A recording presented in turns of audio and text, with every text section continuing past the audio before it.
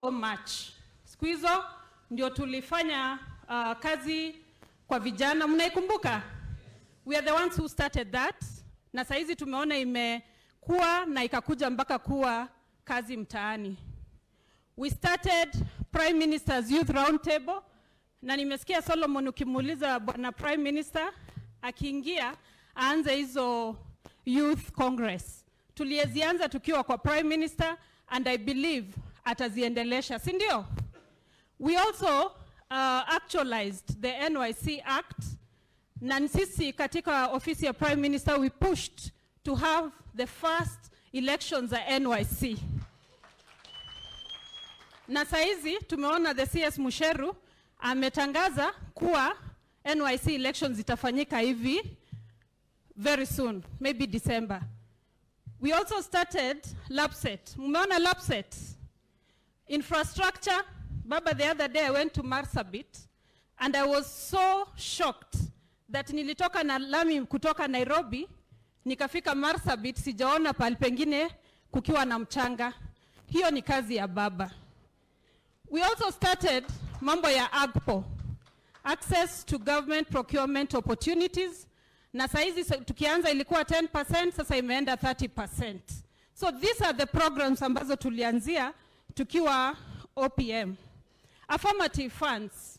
Kuna youth fund, women fund. Kama women fund sasa wamelete hata fund ya wajane. So these are the programs.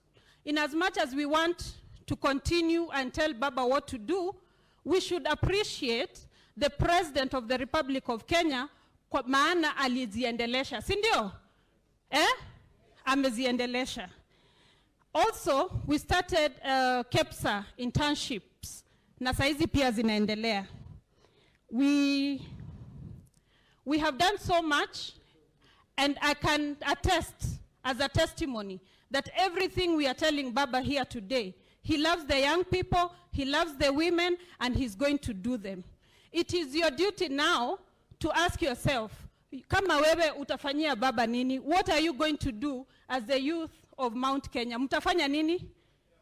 Mtampea kura? Are you going to talk also to the other ones? Wakati mimi nikienda Nyeri, na ushukuru mbunge wangu hapa yuko Kanini Kega, watu walikuwa kiniuliza kama youth advisor, ukikaribia Baba ana ngozi. Yeah, is he human being? Si unajua zile vitu tumekuwa tukiambiwa? Hizo ni vitu tumekuwa tukiambiwa. Lakini sasa leo tutajijulia who Baba is, and we are ready to work with him. Nikienda tu kumalizia Baba, I want you to go to your phone. Si nyinyi ni IT savvy? Hebu tuingie kwa simu, enda Google. Please. Nisomee what hustle mean. A hustler. Hebu tusome. Wale wako na simu nimeacha yangu pale. Who? Let us read in English. Anasema who is a hustler? Selling of illicit dealings, prostitutes, wash, na bomoa kemikali zote. Are you one? Are you one?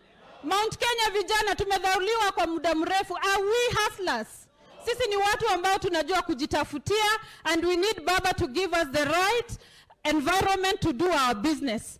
So ukikuja kuambia wheelbarrow, ambia mtu wewe si nani, si hayo mambo yote tumesoma. Thank you very much. Long live Baba.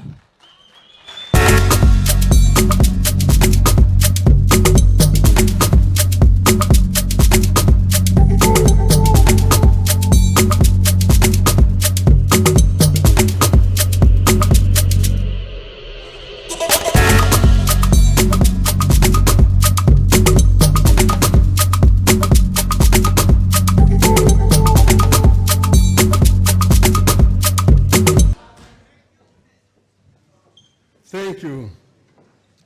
Vijana, I'm so happy again to be here.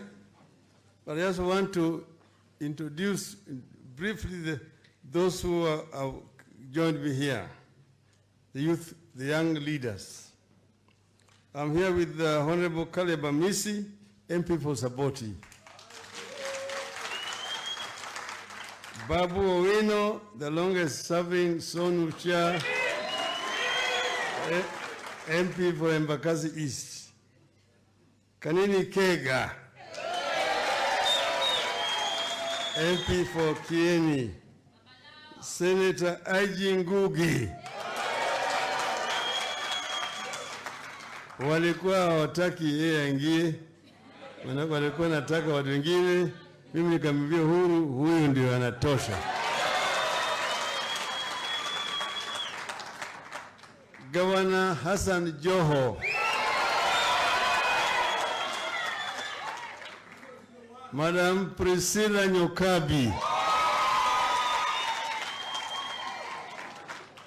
Mheshimiwa Dennis Waweru, Jane Wangui, umeona hapo, John Michina,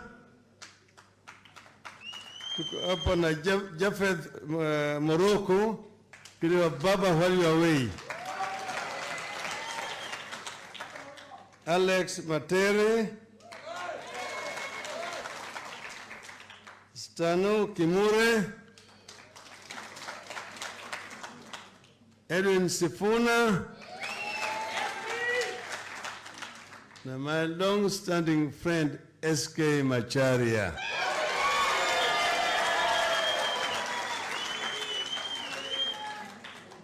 Vijana hoi!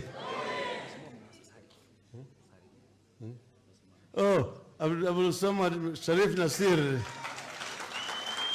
MP for Mvita in Mombasa. Now let me start by telling you about myself.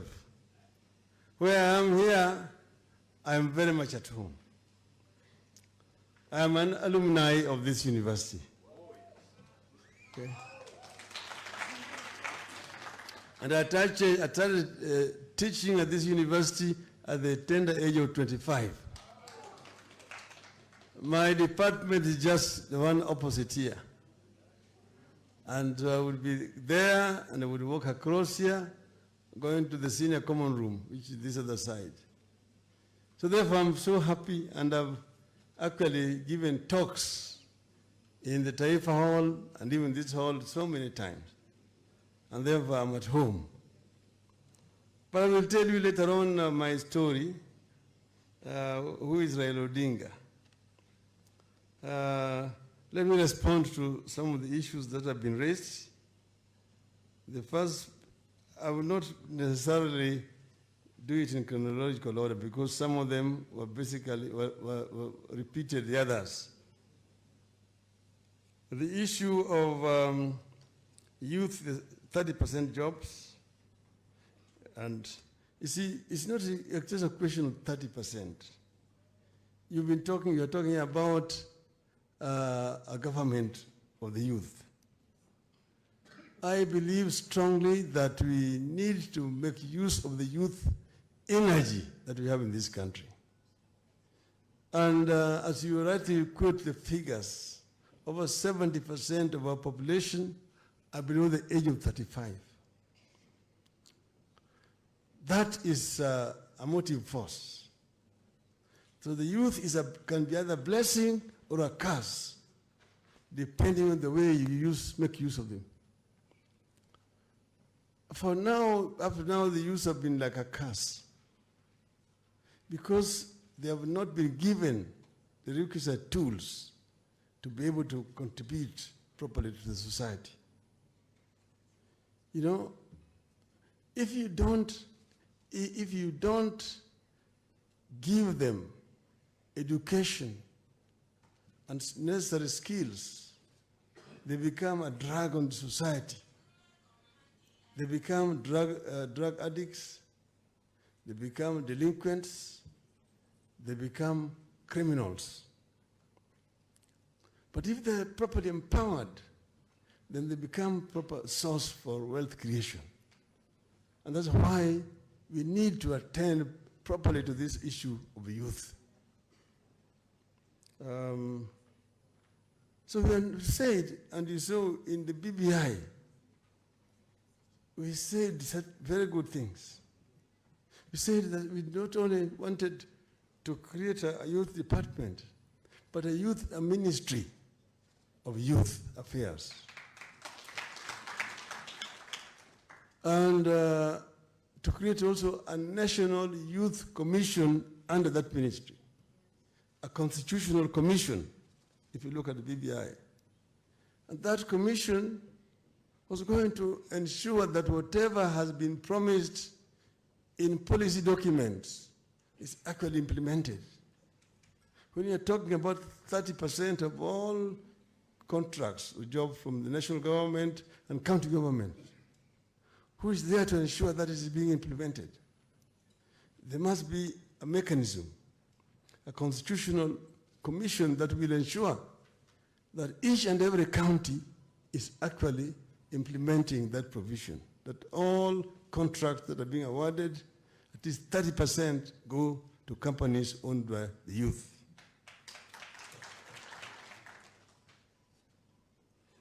And it talks about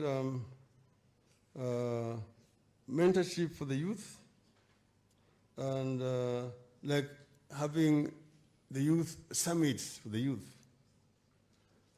Jane should have told you here that when I was a prime minister, I had round table with the business community, and I had also a round table with the youth. That was being held quarterly, and it was being held religiously quarterly, so that we can be able to get feedback from the youth. What are the problems that are affecting the youth, and how are we doing? So they don't need to be convinced. It is something that I've already tried before, and therefore it will be part of my policy.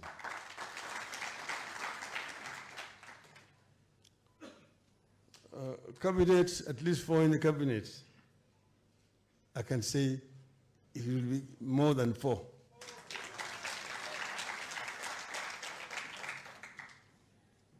And then the third point that he made, the fourth point, was corruption. Corruption is actually killing this country. You heard President Uhuru Kenyatta saying that 2 billion shillings is going down the drain on a daily basis in this country. That may be true. But you see, he is helpless to do it. Because to do it, you need to actually revolutionize the government and carry out major reforms. We did it when we came into government with President Kibaki in 2003. When we came to the government, we found a bankrupt economy. The government was under collecting revenue. They are collecting a total of 200 billion shillings on a 500 billion shilling budget. Means that 300 billion shillings, they were depending on the donors, international community.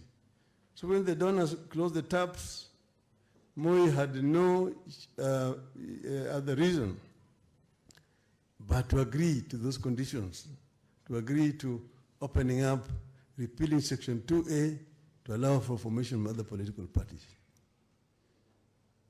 But then, when we went in, we thought seriously about it.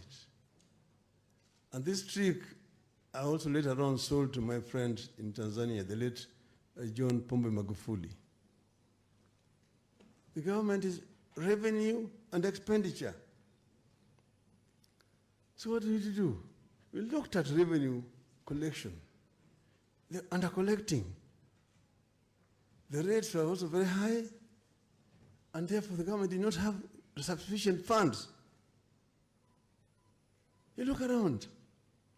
The customs officers, the Kenya Revenue Authority officers, those who are collecting income tax and so on, and the procurement officers are the boys in town, the ones who are purchasing apartment blocks, the ones who are driving the latest model of cars, They're the ones who are building castles in the rural areas, the ones who are building high-rise buildings in village markets, and so on. So they do lifestyle audit for these people. When we did lifestyle audit, over 70% of them were encouraged to be corrupt, and they were sent home. So we brought in new officers. There was fresh air. Revenue started rising. From 200 billion, it went to 5. We went to 7, to 9. We reached $1 trillion. A billion, sorry. Sorry, $1 trillion for the first time. And everybody was happy. For the first time, we could finance all our development projects without having to borrow from outside. 95% of our development project was funded from domestic resources. We only borrowing 5%. And the economy began to grow. We found zero growth, negative growth. It went to 2%, to 3%, 5%. We reached 7% rate of growth, the highest since in the history of Kenya under that regime.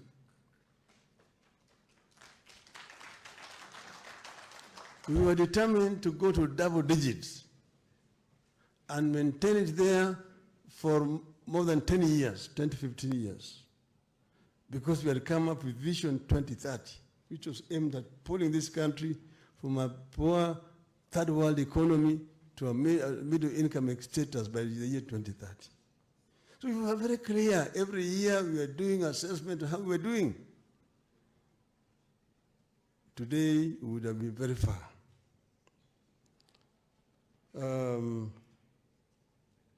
The issues of COVID and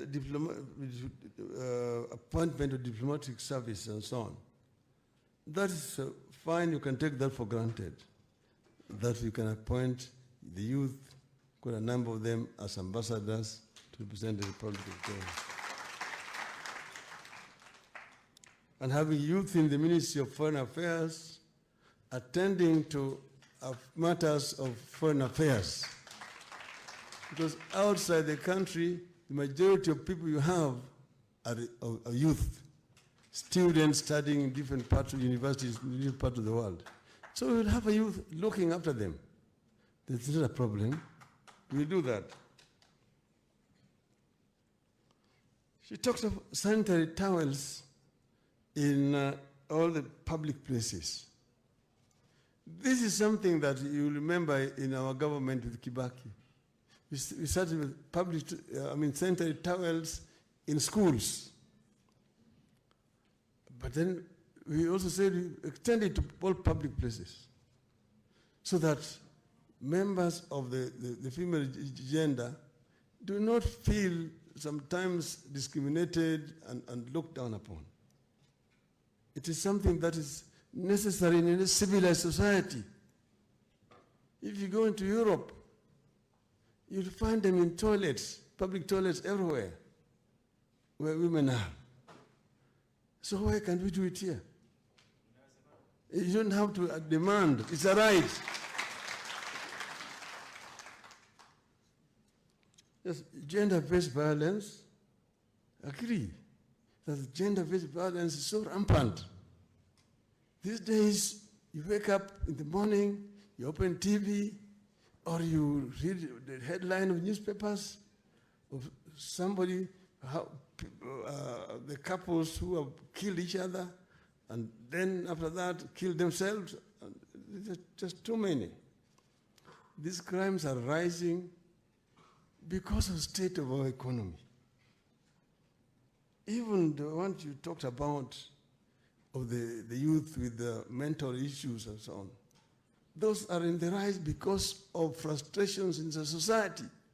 Stress and pressures in our society is what is causing these things. So don't come about palliative answers, curative measures. You want to have preventive measures. Prevent them by dealing with the issues which are causing them. Rather than saying, expand Madari or build another mental hospital. No, you want to close them.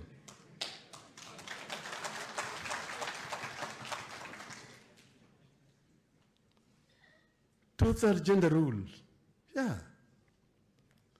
I'm myself a convert. I mean, not a convert. I've always believed in it.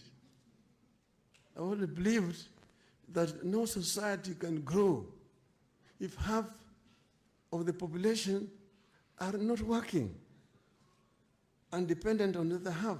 And these are a part of the population that is productive. I've lived in Norway, where I was forced by circumstances to flee into exile. And you need to go and look at how Norwegian women are making contribution to development of their country. Why can't we do it here in our country?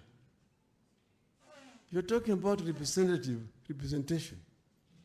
And I've told my people that, look, we must come up with affirmative action to deal with the issue of gender. Why? Not because women are unable, because men will tell you, why can't they just stand up and also go and run as like men? They're able people. Why? But I tell them that there are certain historical factors which work against women. Number one, because of marriage, women are forced to leave their places of birth and go to other places where they were not born. A woman was born in Gatanga, in Murang'a, and she goes and gets married in Mathioya, up there. And she wants to run there against a man. That man knows she's here. He grew up there. With this one here, we used to play together as children. This one, we were circumcised together. This one here, we used to herd cows or goats together. This one I call my auntie. This one here is my grandmother. This one is my father, my cousin, and so on and so forth. But the woman has left those kind of relations where she was born in Gatanga. Her brothers, her mothers, her fathers, her parents, and so on are all there in Gatanga. So she come to a strange place. The only person she knows there is her husband and her immediate in-laws. So the field is not level. If you are a man, you came from Mathioya and went and ran against her in Gatanga, you'll have problems. She will beat you. That's why we must come up with affirmative action when it comes to representation at the county assembly and the National Assembly. So I don't need to be convinced. That's why we put in the BBI. And I said that if you don't do it here, you do an election 2022, the results are not going to be very different for reasons that I've already mentioned. I believe in this. And this is something we're determined to resolve, irrespective of what the court did with BBI.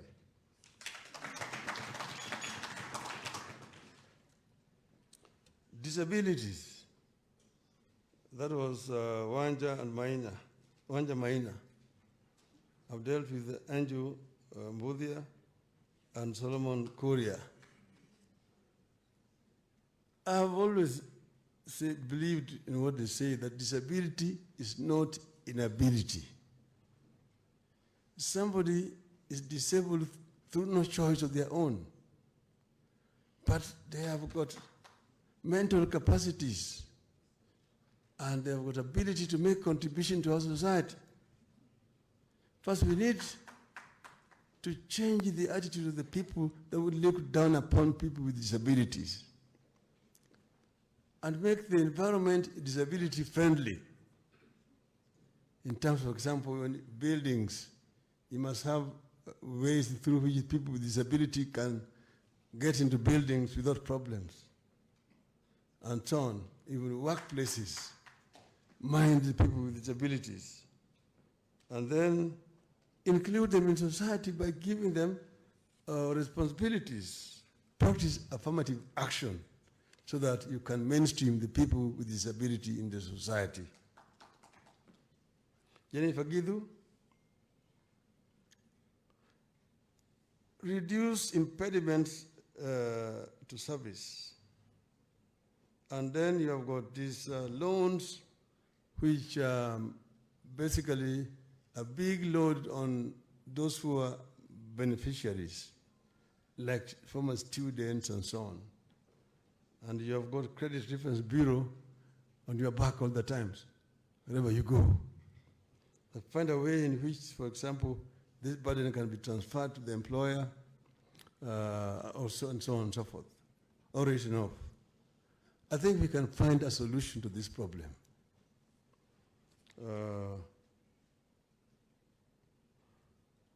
The AGPO, access to government procurement opportunities, the 30%.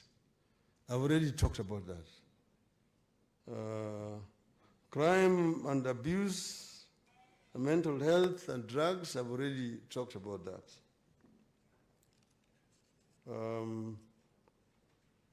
Then there was Jane Kimani, and finally Wamboi Nyoto.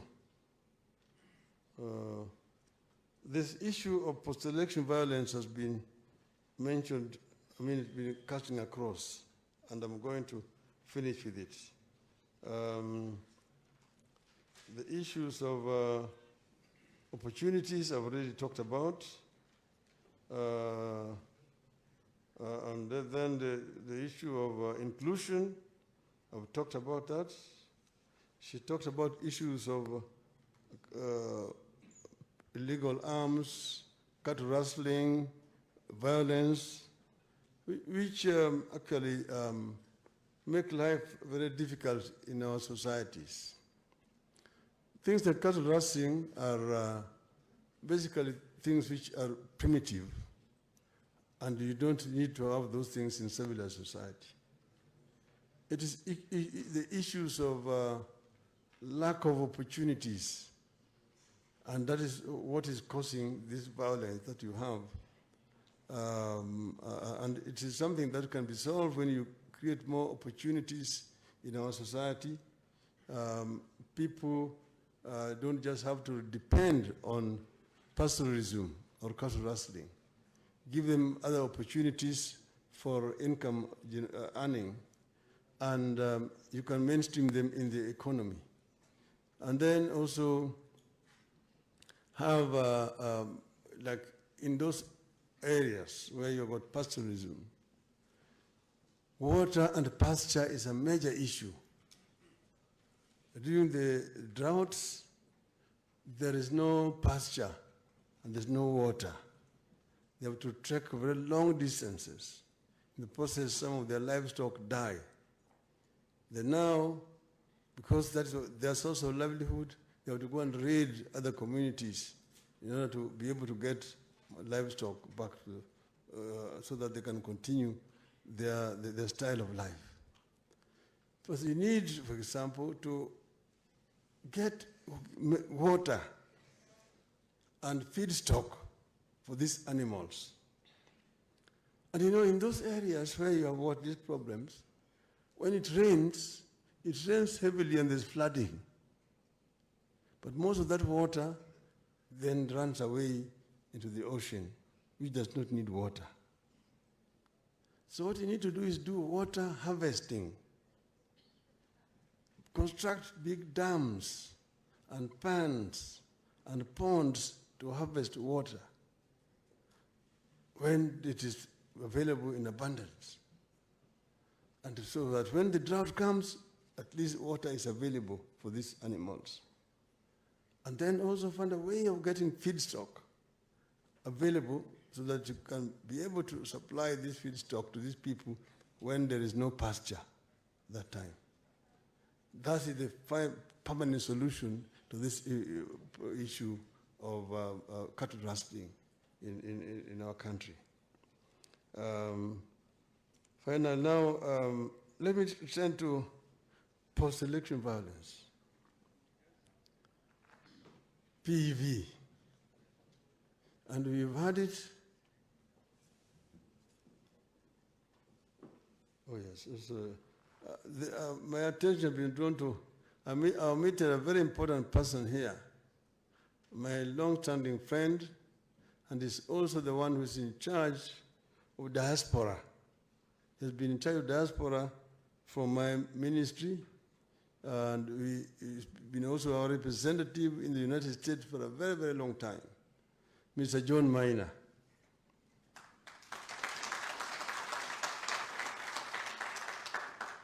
John is a very, very important person. You need to know him. And he's done very many things to me as a person.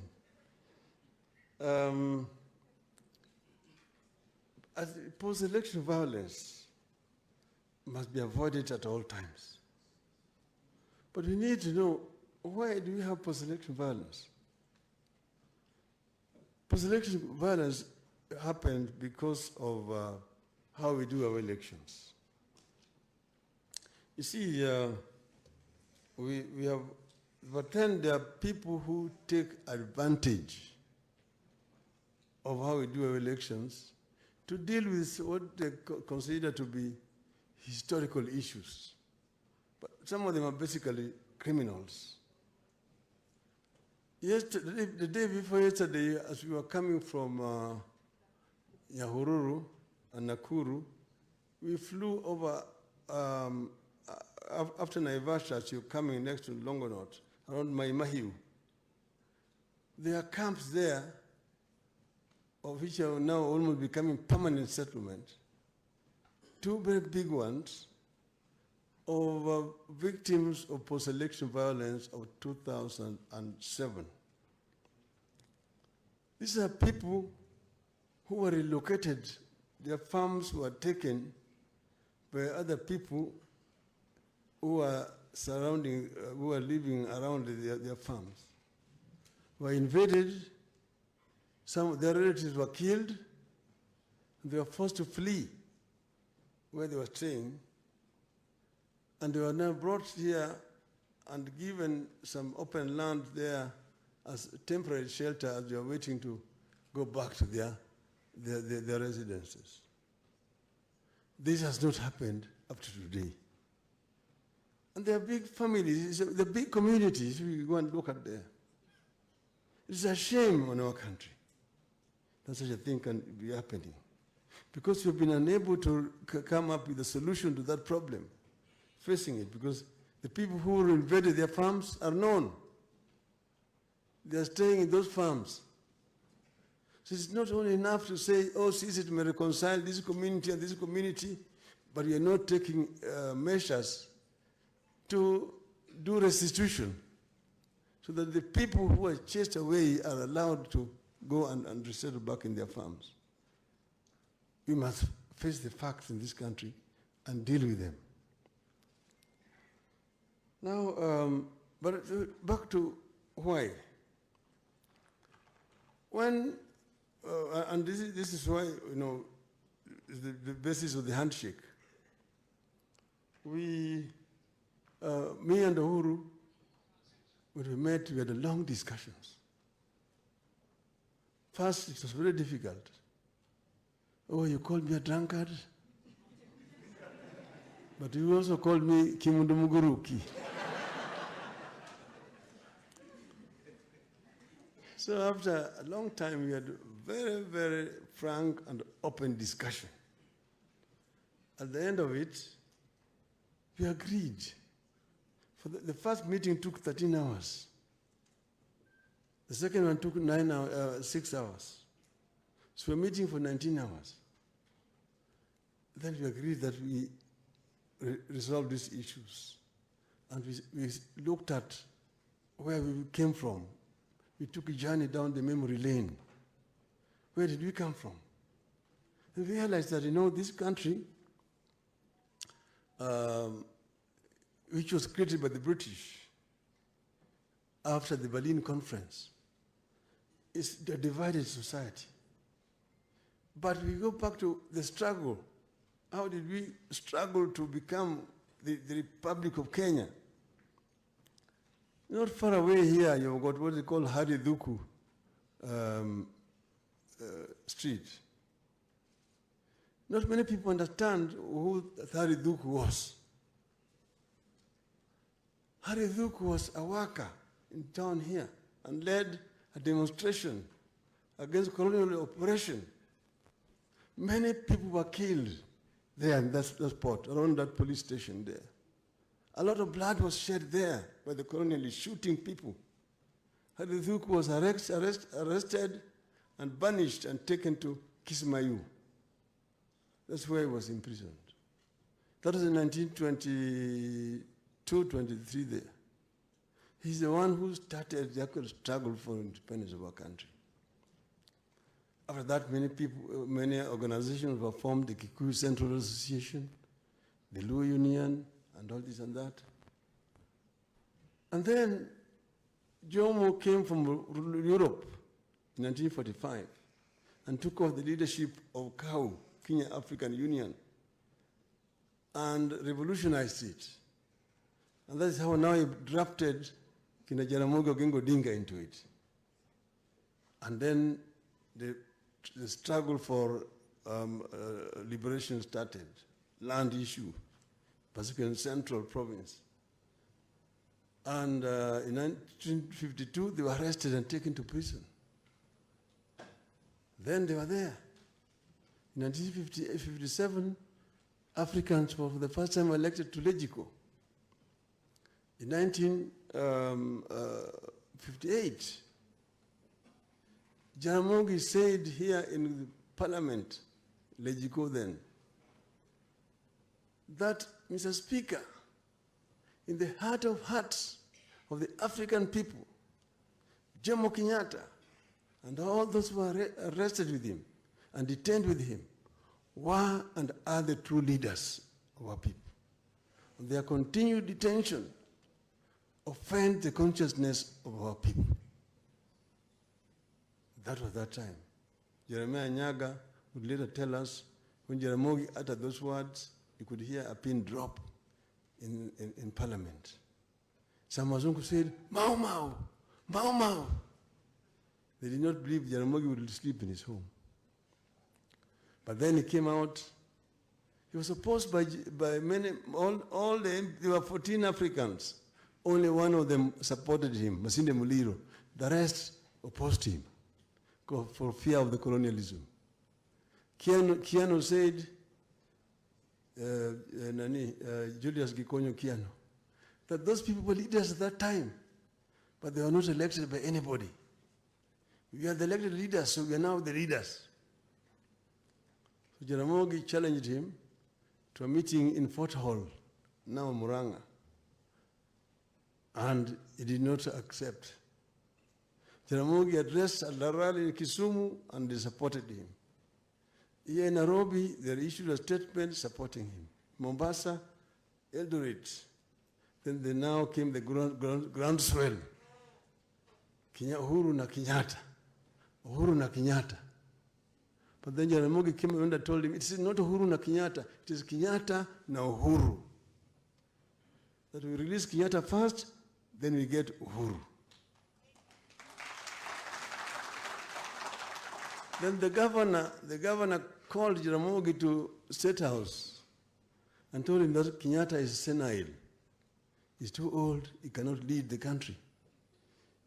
We have got a message from the Whitehall in London that you should agree to become a prime minister and form the government.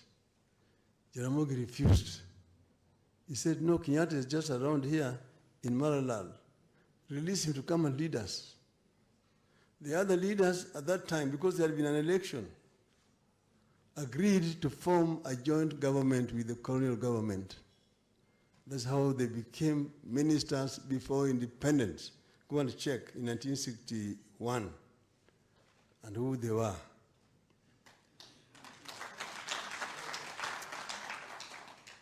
Then now Jaramogi, emotional people, and that's when he was singing, Kenyatta litaka Kenya, Kenyatta alitaka Kenya, Kenyatta alitaka Kenya, akafungwa.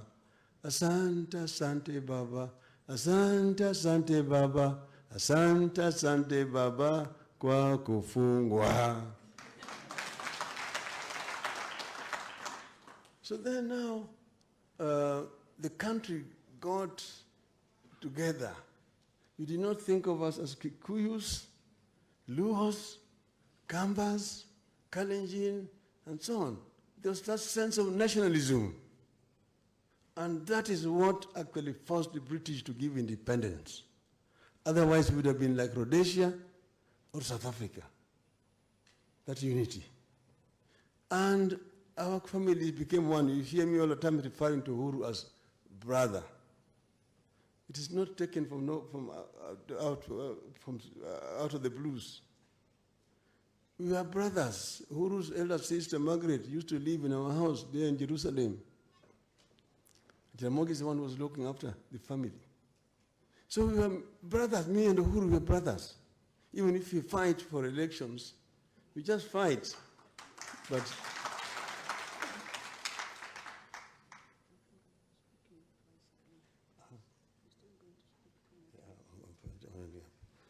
so we have been brothers. We are brothers, and so what I'm saying is, the answer to post-election violence, because you see, us, we did not do physical violence. Demonstrations are allowed. But after the court nullified the elections and ordered a repeat, and because we disagreed with the IBC, we did not participate. And because we believed that we had won the elections, we went to Uhuru Park when they went to Kasarani. And then now we had that stalemate. And we sat together and we resolved it as brothers and agreed that Kenya is bigger than both of us. Therefore, we bring the people of Kenya together. We said, let us go back to where these people started, Jaramogi and Kenyatta, when the people were united against alien rule and brought us together. If we start from here, we can move together, and this country can be united. And that is why I'm going to be talking to you from that position later. I don't want to go there. And we agreed that we will ensure that never again will Kenyans fight after an election.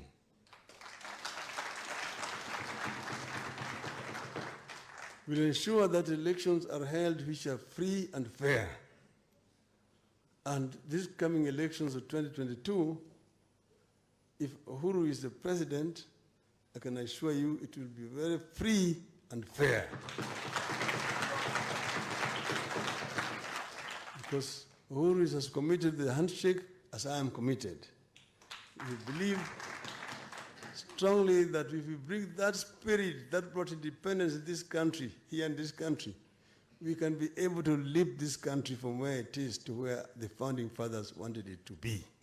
And that is my concluding remark will be my concluding remark, starting remark when I'm going to finish. Thank you very much.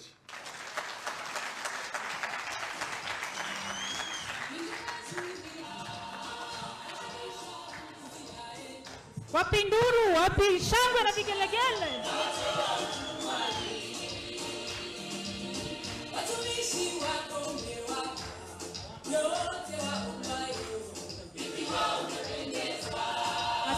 Asante sana, asante sana. Asante sana. Naomba tuketi. Wakati nilianza nilisema ya kwamba it is a new beginning.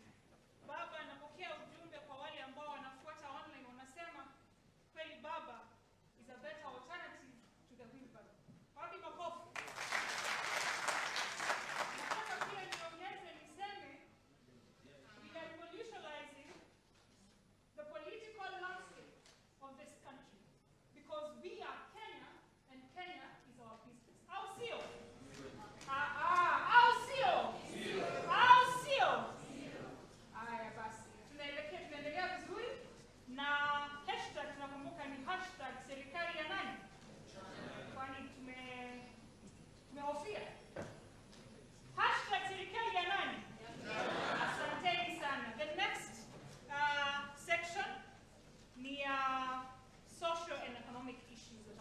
meeting with the youth from Mount Kenya region, a meeting that has been held at the University of Nairobi. A number of issues concerning the youth have been talked about regarding disability, the use of drugs, the implementation of the 2/3 gender rule, legal hurdles facing the youth, among others. This is News Desk. Welcome and thank you very much for joining us. I'm Ashley Mazuri, so let's get straight to it with the highlights.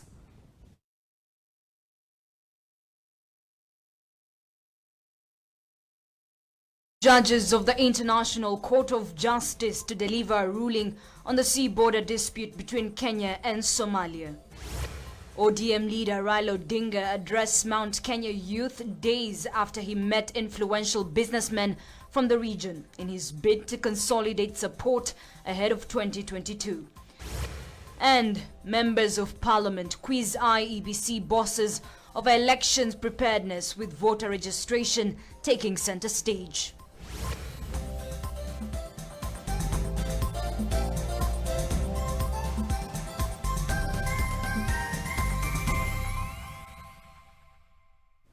Welcome. Let's now revisit that top story. ODM leader Raila Odinga this morning held a consultative meeting with the youth from Mount Kenya region in a bid to win the region's favor ahead of the 2022 presidential election. The meeting that is taking place at the University of Nairobi is coming just a day after the IEBC released the voter registration status reports that are showing a dismal performance by central Kenya counties. Now, a fierce battle for the vote-rich region is on, with Deputy President William Ruto, the ODM leader, and One Kenya Alliance principals all fighting for the control of the region that is likely not to field a presidential candidate in 2022. As I mentioned, that meeting is currently going on. Our reporter is on the ground and will be giving you a comprehensive report of what transpired as we go on. But let's move on. For the next year's polls following 1 week report that was released by IEBC yesterday, MPs also expressed doubt on how the release projections were arrived at by the Commission. Appearing before a parliamentary committee, the Commission was hard-pressed to explain how they arrived at the figures, having that they only used, among others, the matrix based on the 2017 polls. Now, IEBC on Monday disclosed that in the past 1 week since the launch of the mass voter registration, the number of new registered voters was 202,518 out of the weekly target of 1.5 million. There was a question on the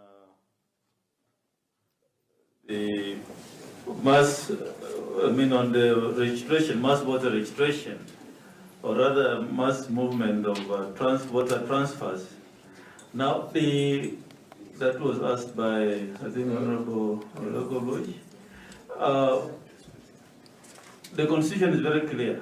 I think the issue of Kenyans are entitled to be registered anywhere. Okay, it doesn't say anywhere, it says Kenyans are entitled to be registered to vote. Then the Election Act, then Section 7 comes in and says transfers must be applied for if you want to transfer within 90 days before elections, and the Commission then must consider that application 60 days before elections. Then here comes the registration of voters regulations, which Regulation 13C says you need to have been a resident of a place for 6 months before you apply to transfer there. These are regulations passed by Parliament. So then what we need to come out of this room with is how else can a registration officer ensure that one has been a resident before they approve that transfer? I think that's a conversation we need to, you can assist us to understand. I think in that aspect is when they brought in the issue of the chief, but is there another way a registration officer can satisfy himself that this person is a resident other than using the chief? And that's a conversation we need to have. Input of members would be very, very useful to the commission. Or, as I said earlier, this part of the regulations we have cited for review so that it can then be in sync with the election law. It's part of the matrix which we wanted to share with the chair with the JLA committee so that it can inform our further discussion. And then the issue of what are the pending bills and what areas need to be looked at. I want to say that IBC and the JLAC, before Chair you took over, we had several meetings with your predecessor in office and came up with draft bills which then we forwarded to Parliament. This is the IBC amendment bill which amends section 36 of the IBC Act, which then will give room for boundary limitation. As we speak now, there's no law guiding boundary delimitation. The law which is there is spent. It was spent with the first review in 2012. Now, after we came up with that draft with the previous JLA committee, that bill is in Parliament, having been forwarded some times back. We also did the election amendment, the campaign financing amendment bill, which is also in Parliament. And we also have, of course, the referendum law, which is there. But what we are saying is this, that the Election Act as it is, following a report which we came up with, which we shared with the speakers of both the Senate and National Assembly,